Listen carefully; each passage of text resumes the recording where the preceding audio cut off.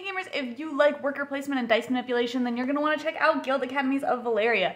In this game, over the course of 4 rounds, you will be collecting different types of classrooms to put into your academy, and then you will send students that you draft into those classrooms alongside some professors in order to help them get prepared to go on different kinds of quests, which will earn you some bonuses as well as points.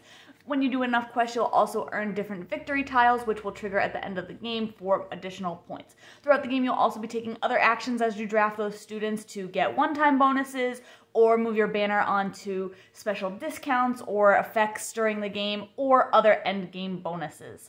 I thought that this game had a lot of different things going on. It had that dice drafting, and getting smaller numbers meant that you were getting tiles for a lot cheaper or other effects for cheaper during the round, but then it meant that you had to do a lot more actions in order to get those students up to the level in order to go questing. So there was a lot of push and pull with that. I also just thought that everything kind of worked really well together, managing your resources, money, and magic to buy those tiles and help your students learn more, as well as just trying to get your banner on discounts early in the game, but then make sure that you have enough time to move them onto the end game scoring so you're not missing out on those points at the game end.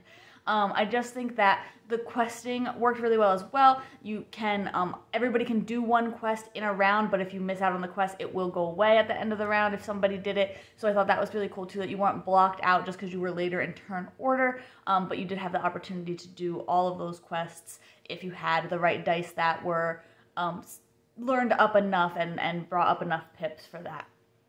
I really didn't have a lot of problems with the game, other than at times it could be a little bit slower depending on how long people were taking for their turns, but that's just going to be something that you kind of see depending on who you're playing with. If you're playing with people who know the game a little bit more, you're going to see a lot faster turns because there's not a lot of things to do on a turn. Usually there's not a lot of things that trigger off of each other. It's really just drafting your die, and then you can also do all of the placement on your own academy boards during the second phase simultaneously if you are, again, more familiar with the game and you don't have to worry about watching other players and all things like that. So overall, I really like this game. I definitely recommend it, and you can check out my full review of this on the blog today.